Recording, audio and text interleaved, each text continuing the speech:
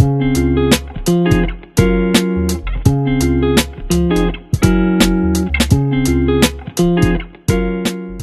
tugas video ini, kami akan menjelaskan profil kepemimpinan Nabi Muhammad SAW berdasarkan materi bab 6 tentang leadership atau kepemimpinan.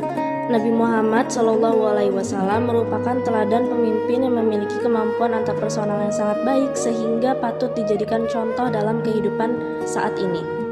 Selanjutnya kita akan masuk ke topik pembahasan, yaitu mengenal manusia, pemimpin, dan kepemimpinan. Nabi Muhammad SAW lahir di Mekah pada tahun 570 Masehi. Tumbuh sebagai yatim piatu sejak kecil. Beliau dibentuk oleh lingkungan yang menuntut kemandirian dan keteguhan hati.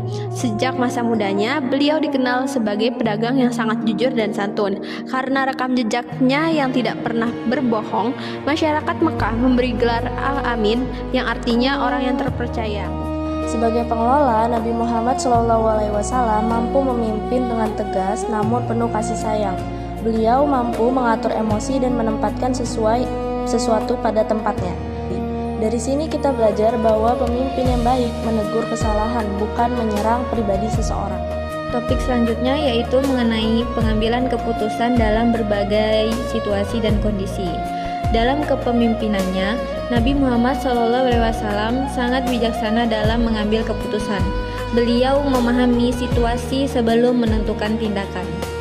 Contoh pertama, saat Ka'bah direnovasi dan terjadi perselisihan antar suku tentang siapa yang berhak meletakkan Hajar Aswad, Nabi Muhammad SAW memberikan solusi dengan meletakkan batu tersebut di atas kain. Lalu, setiap pemimpin suku memegang ujung kain bersama-sama. Setelah itu, beliau menempatkan Hajar Aswad pada posisinya. Semua pihak menerima keputusan tersebut dengan damai. Contoh yang kedua ada pada perjanjian Hudaibiyah. Walaupun isi perjanjian tampak merugikan umat Islam, Nabi Muhammad tetap menerimanya demi perdamaian jangka panjang. Keputusan ini akhirnya membawa manfaat besar bagi perkembangan Islam. Contoh yang ketiga yaitu pada saat Perang Badar. Nabi Muhammad SAW menerima saran dari sahabat Hubab bin Mudhir untuk memindahkan posisi pasukan ke tempat yang lebih strategis dekat sumber air. Beliau tidak memaksakan pendapat sendiri dan mau menerima masukan demi kemenangan bersama. Ini menunjukkan bahwa pemimpin yang baik mau bermusyawarah dan terbuka terhadap pendapat orang lain. Contoh yang keempat, ketika terjadi Fatu Mekah atau penaklukan kota Mekah. Setelah berhasil menguasai kota, Nabi Muhammad SAW tidak membalas dendam kepada orang-orang yang dahulu memusuhinya. Beliau justru memberikan ampunan kepada mereka. Keputusan ini membuat banyak orang tersentuh dan akhirnya menerima Islam. Ini menunjukkan bahwa keputusan yang penuh kebijaksanaan dapat menciptakan perdamaian. Topik selanjutnya ada integritas. Nabi Muhammad SAW memiliki integritas yang sangat tinggi. Beliau selalu berkata jujur, menepati janji, dan bertanggung jawab atas amanah yang diberikan. Misalnya, sebelum menjadi Rasulullah, beliau dipercaya membawa barang dagangan karena kejujurannya. Bahkan ketika hijrah ke Madinah, barang-barang titipan kaum Quraisy tetap dikembalikan kepada pemiliknya.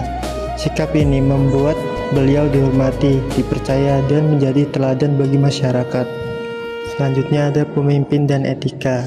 Selain berintegritas, Nabi Muhammad SAW juga memiliki etika dan akhlak yang mulia. Beliau selalu rendah hati, sabar, adil, menghargai orang lain, dan peduli kepada semua kalangan. Selanjutnya yaitu motivasi oleh pemimpin. Beliau tidak hanya memberi perintah, tetapi memberi contoh secara langsung. Contohnya saat membangun Masjid Nabawi, beliau ikut bekerja bersama para sahabat. Saat menghadapi tantangan, beliau mengajarkan kesabaran dan menumbuhkan rasa persatuan. Berdasarkan materi bab 6 tentang kepemimpinan atau leadership, dapat disimpulkan nilai kepemimpinan beliau relevan untuk diterapkan dalam kehidupan sehari-hari. Sekian penjelasan dari kami. Terima kasih atas perhatiannya. Wassalamualaikum warahmatullahi wabarakatuh.